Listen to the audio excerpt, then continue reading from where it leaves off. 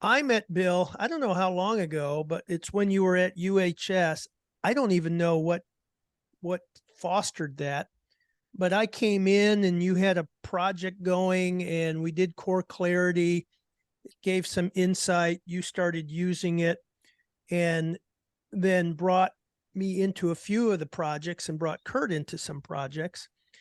Then Actually, Rex, we were staged together at a real estate convention in Philadelphia. I did not know you. We did not know each other at the time. You had recently published oh, Real that was a Estate cornet. I Revolution. remember that. Yeah, and so as soon as I found out I was going to speak with you, I felt I better read your book. So I knew who the heck you were, and then all the rest that you just mentioned followed.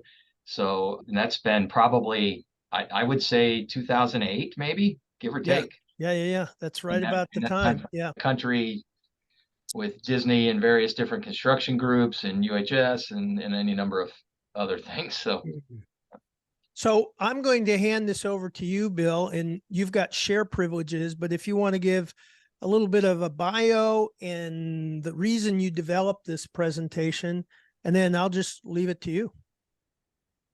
we just gave you a bit of a background, but one of my sort of key claims to fame, if you will, is this whole lean construction initiative.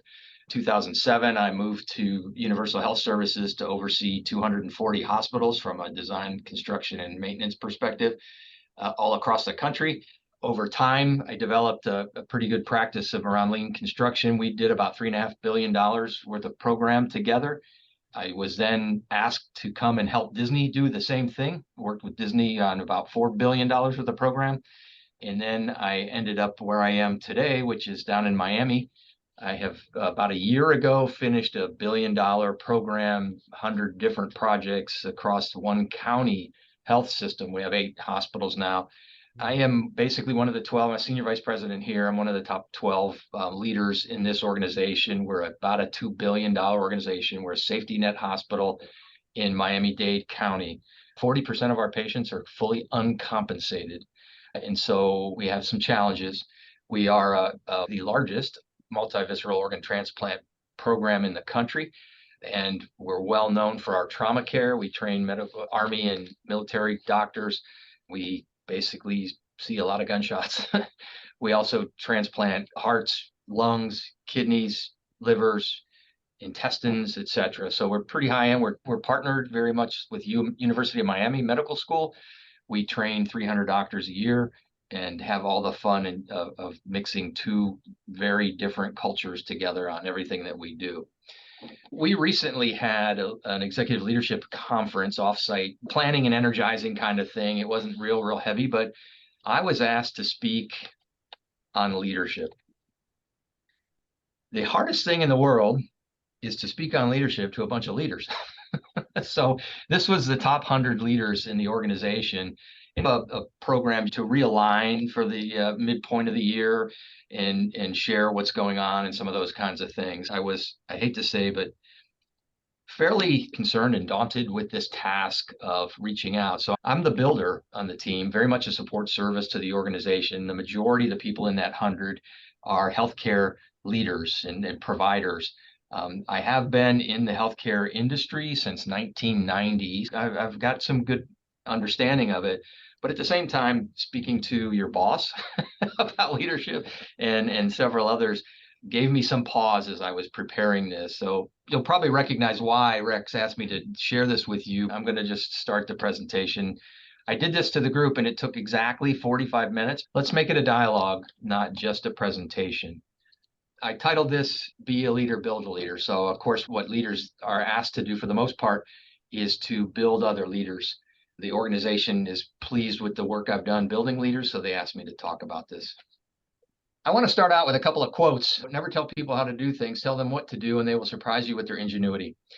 We, at least certainly in this lean area, talk a lot about command and control versus partnering and some of those kinds of things. So I found this very interesting. To me, George Patton, highly command and control general back in the World War II era. And so to see this kind of quote from him, tell them what to do, but let them do it on their own. That really talks about engaging people. Another great leader, at least in my mind, Colin Powell, another retired general turned politician, maybe one of the best leaders ever. The day soldiers stop bringing your problems is the day you stop leading them. They've either lost confidence that you can help them or concluded that you don't care. Either case is a failure of leadership. Here again, we have a military general talking about the soft stuff, not talking about just how to get out there and dictate and tell people what to do. Let me run down here to General Stanley McChrystal. You may know him from Team of Teams, again, fairly germane to the work this group of people on this Zoom are trying to accomplish. So I found this great: trust, common purpose, shared consciousness, empowered execution is the future. Organizations and leaders must fundamentally change. So here, again, he's speaking of the importance of treating people like people and not machines or outcomes, but treating people like people. And then for the pastor, at least, Todd Bolsinger is, in fact, a pastor and author and wrote a book called Tempered Resilience. Outstanding. Rex sent me that book for Christmas a couple of years ago. Found it very awesome. And so a genuine leadership must be focused on a vision that is beyond the profit, success, or even survival of the institution, must be focused on the needs of real people in the real world. So I hope you see a progression here, but what was surprising to me was it all the way back in the 40s in what we would generally consider that command and control environment.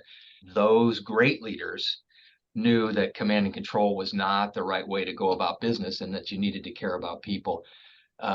I tell my folks I care far more about you as a person than I do about the role you perform, and find that to be very helpful. All right, and this doesn't mean a whole lot to you guys, but again, I'm talking to this group of healthcare leaders, and I wanted to make some synergies there just between what the construction industry do. So I really claim to build teams that build buildings. I really don't do much physical building anymore. I spend maybe 1 or 2% of my time out in a construction field, but I do a lot of work with the people that do that stuff, and I know you coach some of those folks. But this is a list of some of the people that it takes to get a program delivered. Note the countless opinionated internal stakeholders. Some of you may or may not deal with those, but as I'm talking to those 100 leaders, I thought that would be interesting. And I did get a chuckle out of that. But the common denominator, right, is that leadership is about change in whatever role you occupy. It can be and often is very disruptive. Great little tiny book called Who Moved My Cheese helps describe that. Persistence, right? Adoption is a process with variable rates. What that means is not everybody adopts at the same speed. And if we as leaders expect everybody to pick it up and move at the same speed, we're in for a world of hurt, because people obviously adopt at different rates. And then flexibility, not all hear or respond to the same message. So we all learn differently. Some learn through writing, some through seeing, some through hearing.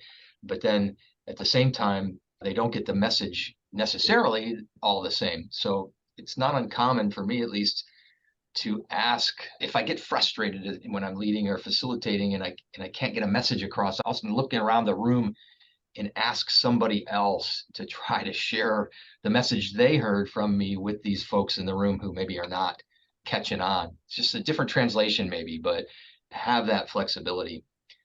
Most of us become leaders because we don't exude a lot of failure in our life. Conversely, we've been successful in what we've been doing, so we don't necessarily acknowledge all the failure that we've had to go through.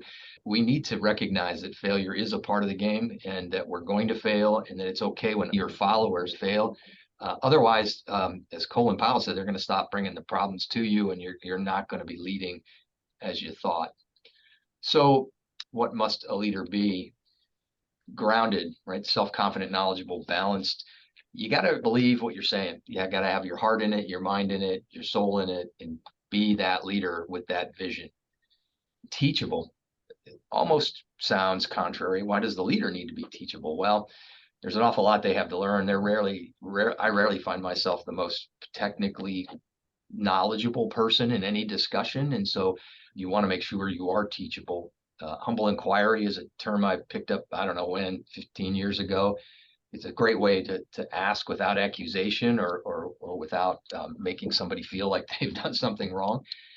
What I do here in my current role is I call this bi-directional mentoring. So, the younger folks these days know an awful lot more about technology than folks my age, and their experiences are different, et cetera. So I can teach them what I know, but at the same time, I have to be willing to listen to what they know and appreciate that and let them know that I value that. Attuned, what's going on? What's the real undertones? What is the team doing? How's the work going? Is it going well? Is it going bad? And they're afraid to tell you. And part of that is, what's the atmosphere in the big room, in the field? Are people getting along? Are they not getting along? Adaptable. Wow. If COVID didn't teach us that, I don't know what will. But circumstances change on a regular program. I focus a lot on project program delivery, and it's more or less a gestation, like a baby, right? It takes 9 months, but it changes. Our programs take 1, 2, 3 years, and during that timeline, that context changes significantly. The people in the room change, and I'm pretty sure you're familiar with the term, what change a person, change a team. And so you want to be open to the new ideas as well. And then tenacious. I will never ask someone to do what I won't do. I'm oftentimes the example of the hard work. I hate to say the first in, last out, although for much of my career I was that way. I'm not anymore. You have to be willing to work hard. You have to know when you need to jump in and work hard to help that team develop that same mindset. One of the things I find myself doing an awful lot is managing swirl. What does that mean, right? If there's any sort of indecision or lack of direction, the whole team will swirl. How do we manage that swirl and stop that swirl, so that people can focus on what their tasks and duties are, and feel like they're making some headroom? And then don't let them see you sweat. Just because you're a leader doesn't mean you know everything, know the firm final direction you're going. You oftentimes have to change course, but you don't want to be afraid, and you don't want to show that fear. That fear will spread like a wildfire throughout the group you're leading if you show that. So don't let them see you sweat. Leadership is not primarily about the role. Leadership is a repetitive process, right? You lead for a term, a season, a day, an hour, and then you stop leading. In fact, that's a great way to build leaders, is to give them short-term leadership roles. It requires a significant amount of self-reflection. Are the people listening? Are the people hearing me? Am I getting my point across the right way or not? Am I being a jerk? Am I being helpful? So try to continually check yourself. Are you developing the relationship with the followers that you're trying to develop? Vulnerability. You have to be willing to admit you don't know. You have to be willing to turn a discussion over to someone else, especially if they're the professed expert in the room. You also need to know your weaknesses, your insecurities. So you can say, am I behaving on my insecurity, and therefore overriding people, bullying people, whatever sort of behavioral term you want to use there. You must be willing and seeking learning in order to help the team move forward, especially if they've some sort of roadblock in their way. I believe you won't get any innovation if you're not vulnerable. People will be afraid to speak up. Stress is a real life situation. I know Rex has done a number of, I think, YouTubes on stress and how there's a number of tools that you can use to overcome that, sleep not being the least of them. But you need to recognize when you are being stressed, or when others in the room or the organization are seeing that stress. So admit that you're under stress. I stress about all kinds of things. So learn how to recognize that, and then find out how to release that stress. I, every weekend, wash my car, put my headphones on, go outside and sweat. It's a great way to release stress from the week, a great way to decompress and sort of reorganize your thoughts. And at the end of the time frame, I get a nice shiny car. So it satisfies my achiever. And then resilience. I mentioned earlier the author that wrote the book Tempered Resilience, a great learning book for me.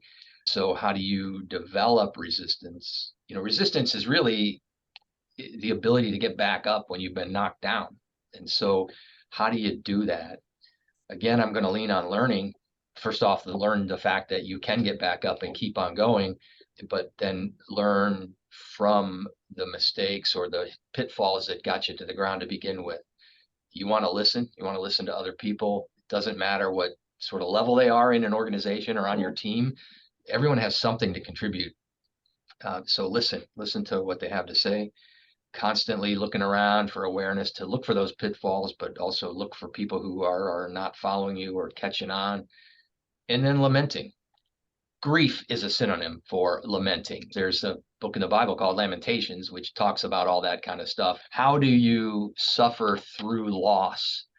And there's any number of ways, but people can sing, you can pray, you can talk, you can counsel. There's all kinds of ways to get through that. You have to realize that you got knocked down. You have to lament, grief, that loss, if you will, and then move on from that. I think you need to recognize that any sort of resilience requires the ability to get past that grief. And Bill, I'll add to that 30% of Psalms is lament.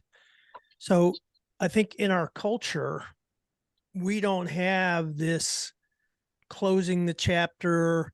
And I like to describe the role of a lot of facility managers who do change, adds, and moves, that their primary job is grief counseling. It's not logistics.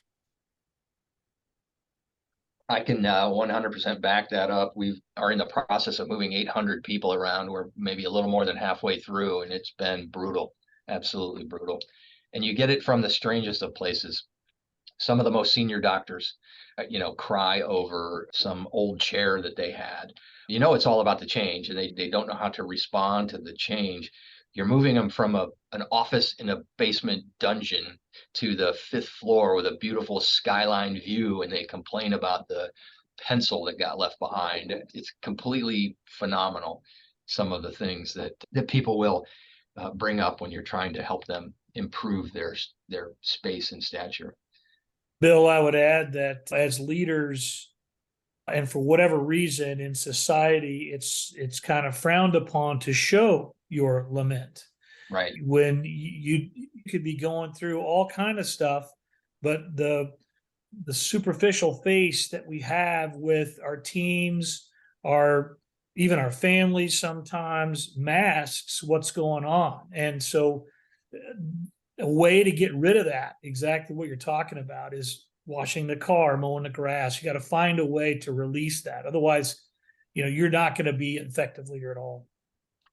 Yeah, and you also maybe want to help others recognize that it's okay to lament.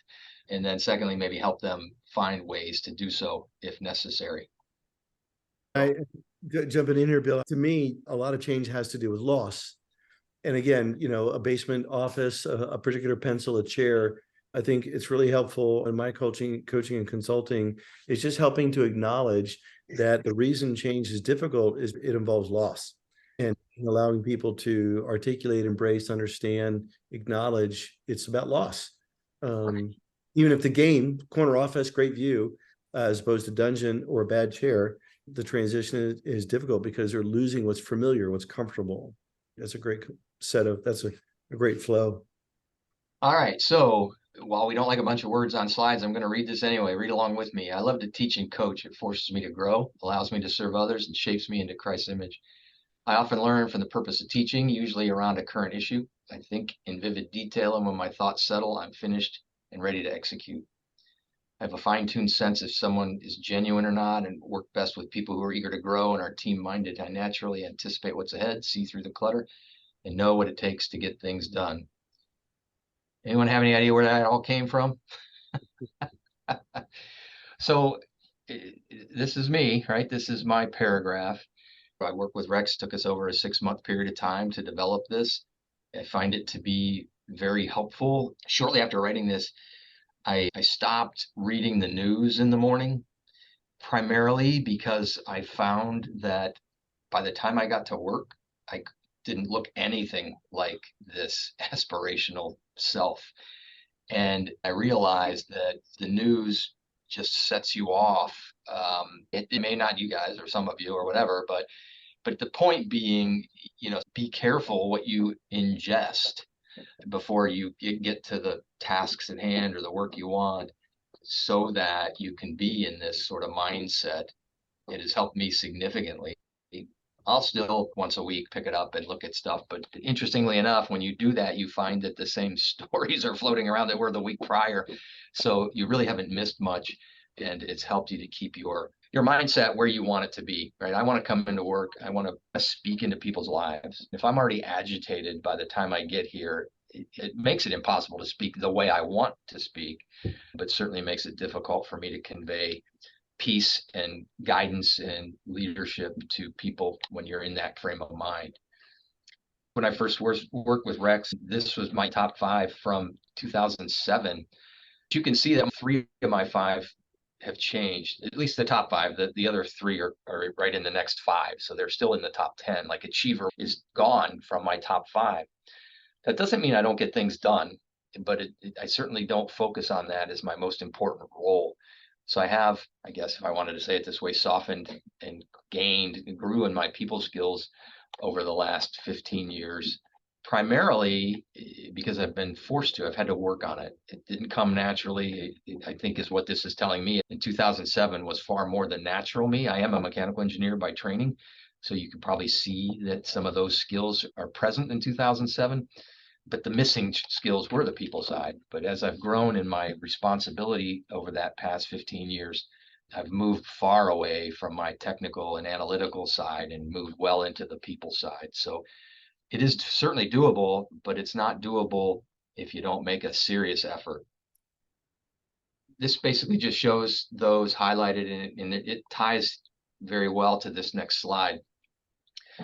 When I started my journey on self-awareness, self-reflection, Rex actually played a big part of this too, helping me to understand how important it really is. You know, you start reading books and you get all these various different things. And I started with Goleman and emotional intelligence, right? And I thought that was really pretty cool. And that's what this chart on the left represents. Everything in the yellow on all of these charts, I think I don't want to say mastered, but I think I understand and I'm pretty decent at. But the things in gray are the things I know I am not good at. And then the others I'm sort of in between. And so I've done a fair amount of reading self-awareness assessments and just trying to understand. Sometimes these words all get confusing, right? And so I finally had to just put them all on a piece of paper to try to organize it all for myself. Helps your vocabulary a little bit, but also helps you to understand what are performance traits, what are moral and ethical traits, and then what is this emotional intelligence thing all about? I don't regret any of this research or time spent learning these kinds of things. Know yourself to change yourself, right? If you color something gray and you're like, holy cow, I'm not very good to building bonds. Do I need to focus on that or not? How does that impact my success or not success and my relationships, etc.? But if you're not even aware that you're not good at something, you'll never try to change it to improve that. You walk around all the time wondering why I can't have good relationships with people. Hey, Bill, what was it that brought you to the idea that you needed to become more self-aware, that you wanted to tackle this? I can tell you very early 2007, I made a role change from a team of one, me, running all across about a third of the country, leading projects. I didn't necessarily know, but they were all relationship based because they were in 8 different states. So I had to hop up and down the East Coast for the most part all month long and run 30 projects. And so the only way you can do that is to have relationships and trusting relationships with the contractors and the people on the site and all the rest of that. And so in 2007, I accepted a role with Universal Health Services to cover the entirety of the country. I had 8 people like Kent that were project managers that were spread out across the country. We were building 100 projects in 20, 30 different states.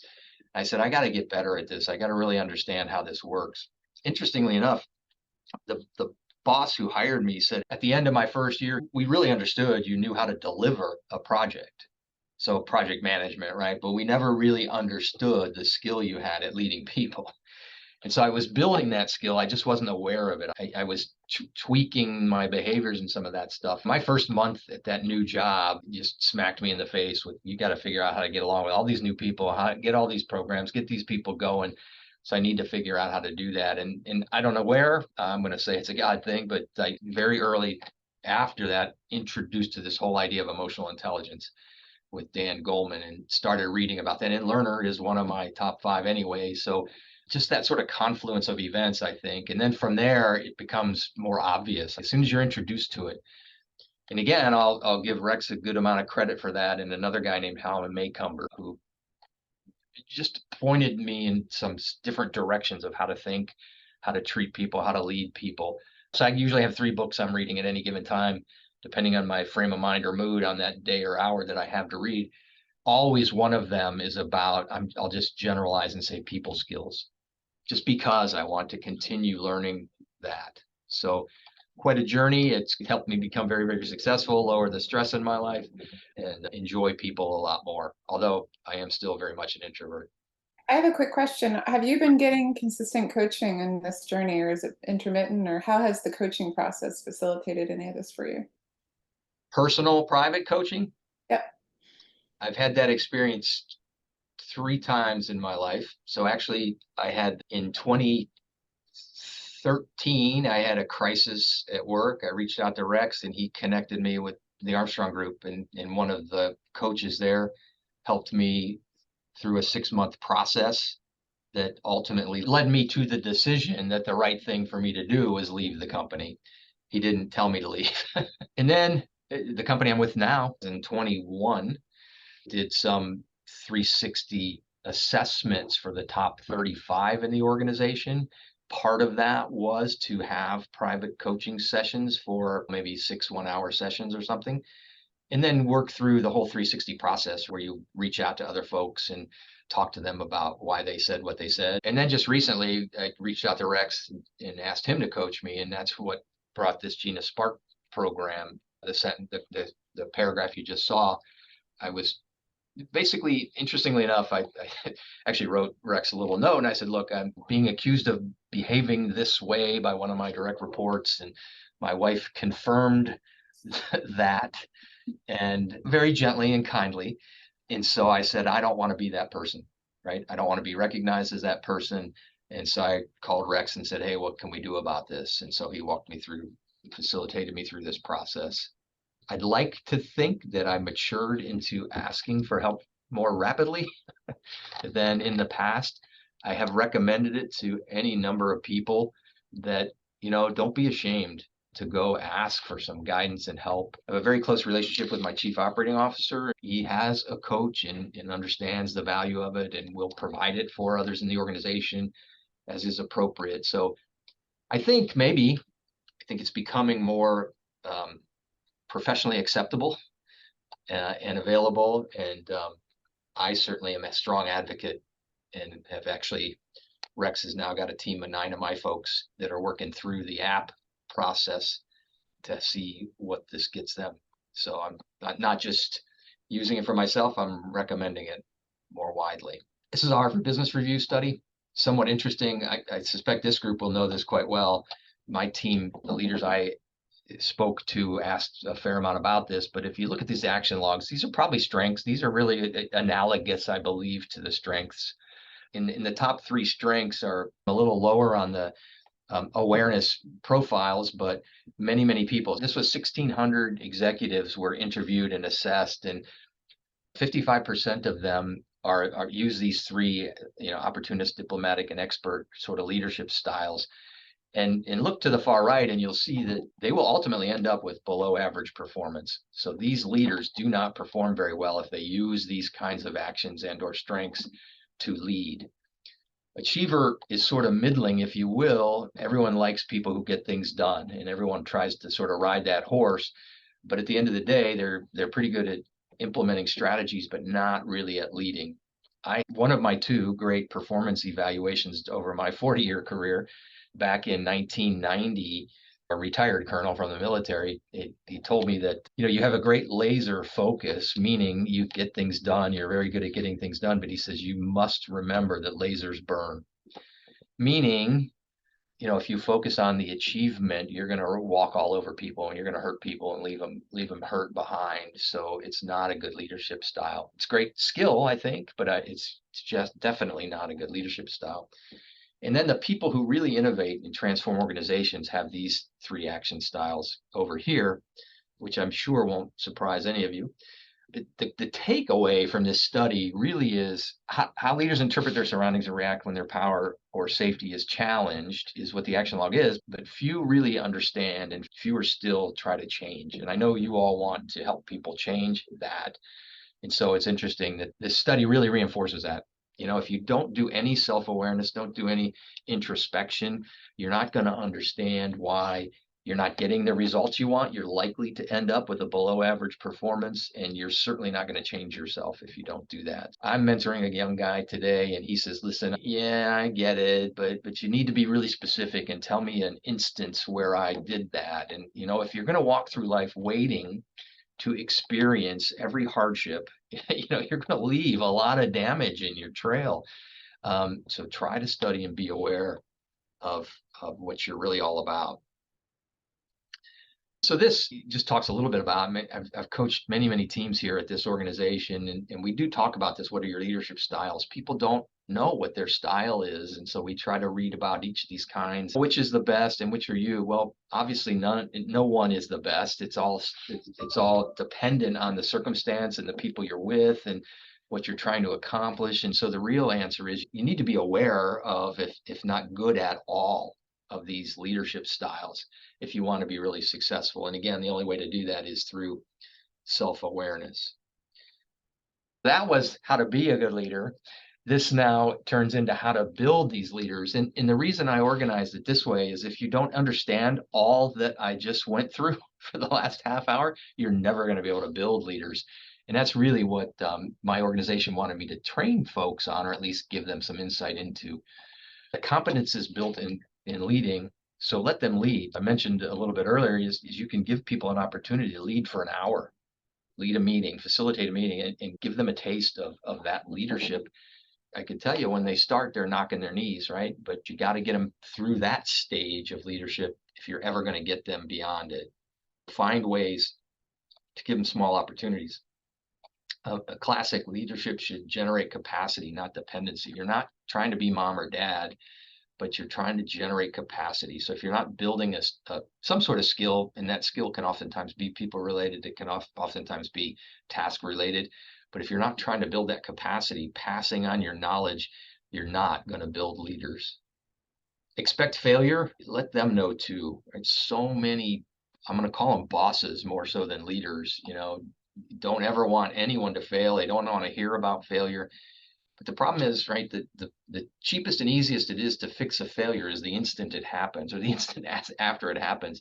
So the longer duration between the actual failure and the acknowledgement of the failure, the more expensive, both in times or resources, it's going to be to recover from that failure. Empower the team, give credit, take responsibility. So this is good to great. The author says that you have to give the credit to the team, even if it was your idea, and you always take the responsibility. Never blame the team. If the leader is not willing to do that, they're going to throw people under the bus. Nobody's going to be willing to follow because they think, okay, my turn's next. Leadership triangle. I hate to pat Rex on the back yet again, but he sent me this book also. The gist of this book was about you got to use the right response to a problem to solve it. So you have to understand the problem and whether it's a tactical problem, a strategic problem, or a transformational problem. I'll leave the definitions to you. You also need to have a good understanding of what healthy conflict is and allow healthy conflict, but then stifle non-healthy conflict. I won't go through this too much, but here's the juxtaposition of what is good conflict and what is not good conflict. Another great book, High Conflict, a great read just to help you understand how conflict can take on a life of its own. The book talked about the Hatfields and McCoys, if any of you remember that feud from West Virginia from years back, in how there are fire starters and others in conflict. And so it can identify individuals and identify traits that can help you recognize conflict that's not healthy and hopefully use that to stop or redirect the conflict to a healthy conflict. And then I leave the group with a couple of tools. Have them facilitate meetings, lead projects, present outcomes and solutions. Even if you have to help build the PowerPoint that gets the points across, let them take your knowledge and present it to others, assuming that they participated in it. You don't want to just cheat and copy other people's knowledge, but these are the kinds of things I oftentimes allow my teams to present to senior leadership rather than me presenting to senior leadership, because it really helps them grow. I very much support them and help them craft their message so that they're successful in the presentation. Various resources, you're probably familiar with all of them. white papers. I find most people don't have the tolerance to read books anymore, but you can also use white papers, and they're 8, 10, 12 pages long. And so it's a much shorter commitment. I list a couple of books here that I've found to be very, very helpful for me. And they each have different messages. And so I just wanted to leave the organization with these resources. Here we are. So when in life you're asked to lead, you picture a journey that ultimately twists and turns, and when successful, ends in a bright, beautiful space. The journey can feel like it starts off with a team of people in a wagon and you're pulling them along. It can be dark and difficult at first. If you get those in the wagon out and help you pull, the burden lightens. With their help, you navigate the setbacks, the storms, the wrong paths through conversations, conflict, and collaboration. When the finish line's in sight, you see the victory, and it looks like polished leaders prepared to carry on. Here's the polished leaders over here. These are the rocks that you started off with. You're pulling them up the hill. At least in my industry, the finish line oftentimes looks like a brand new building or similar, but it's not really. The real victory is these polished rocks. It's really a journey of folks, a journey of you and your team going across this program and ending up in a nice, peaceful place because you have developed future leaders. That's the end of my prepared presentation. That was awesome. Thank you. And we do have a couple minutes left for responses or questions. Quick observation of somebody who was unfortunately only allowed to be with Mr. Seed for a very short amount of time. It was very impactful to me personally and professionally. When I sat down, the first time I met Bill in person, even after the interview, was in Southern California. And he asked me if I knew the definition of a servant leader. And Bill, I remember the conversation like it was this morning. And I remember the impact, Bill, that you have made on my life is profound. I can count probably, 5 people in my life that have had much of an impact as you. I'm so appreciative of this presentation because it validates a lot of things that I'm dealing with in my own company now on how to move us closer to the people side, because it's the we can build. That's Right. The easy part of what we do. But being able to truly understand somebody else and to be willing to invest yourself in someone else. That's all you're talking about as a leader. And you were so vulnerable there for the last 40 minutes. You're opening up yourself completely to us, and that's awesome. Not very many leaders are willing to do that. So I thank you very much because you have been a friend and a boss, one that I Sure. Appreciate it. Imagine doing that to your 100 peers at the organization you're at, right? Bill, you've written a few books, so why don't you also reference those? Will be for the construction world. Bill, when you were talking about what we call, I'm a yogi too, pratyahara is when you withdraw the senses and you go in.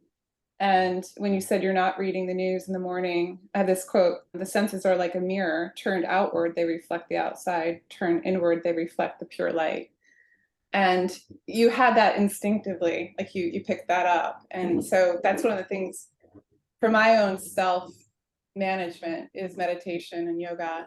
I think that's an important component for all of us, whether we're leaders or not, to have that awareness and ability to go in and really bring in the light.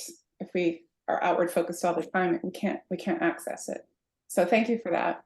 I would just suggest if people won't afford themselves the time, they end up being so task oriented, or I got to show up at work at 6:30, 7 o'clock in the morning, and I can never get out before 5:30 or 6. And the last thing you do, you're so drained that you just don't have the energy to do any more learning, and so they neglect themselves for a major portion of their career, and it really shows.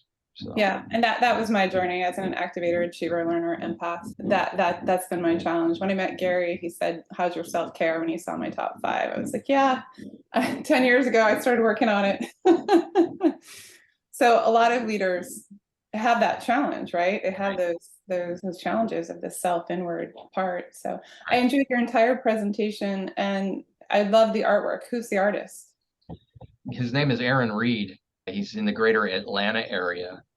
took us 2.5 years of conversation for him to finally visualize this. And really, I love it. It's a really cool piece. And as Rex said, I sent it to him and a handful of other people who have really had an impact on my life as well.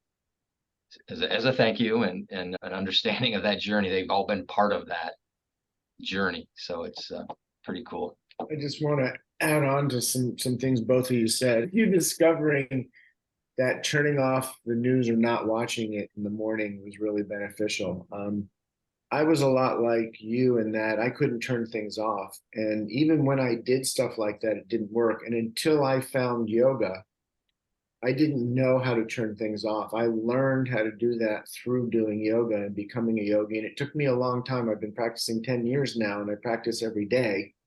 I think the message here is everyone needs to find a way to have, whether it's a half hour a day or an hour a day of reflection time, where they block things out and they do it for themselves. You found a better way to start your day. I found a way to just turn things off, which me having 3, reflect talents at the top of my tree was always hard. So I just think that message of finding a way to cut the world off or find a different way to reflect and finding time every day is really a critical message.